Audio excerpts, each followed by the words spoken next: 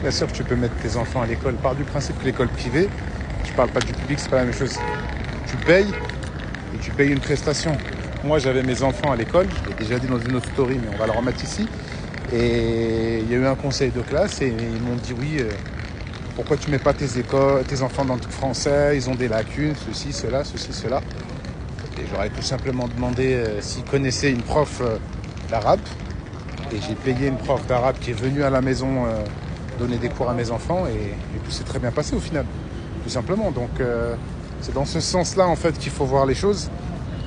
Vous allez là-bas, moi je ne sais pas parler le littéraire, je ne sais pas écrire le littéraire. Pourtant je fais des affaires, etc. Vous amenez vos enfants et il y a un temps d'adaptation.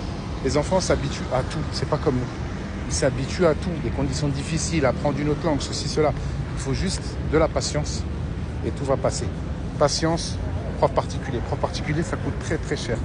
Je ne parle pas d'une nana qui fait des études et qui va prendre 50 ou 60 euros le soir. Je te parle vraiment d'une prof de laquelle c'est le métier qui va le suivre pendant toute l'année et que tu vas payer au moins 200-300 euros par mois. C'est un prix. Mais moi, c'est ce que j'ai fait et ça a marché. Ma fille, elle est passée de 2 sur 10 en arabe à 8-9 sur 10. Donc, c'était la catastrophe et là, c'est juste une mauvaise élève. Pourtant, mes enfants ont grandi au Maroc. Et vu que nous, on parle en français, pour eux, le Maroc, c'est du LV2.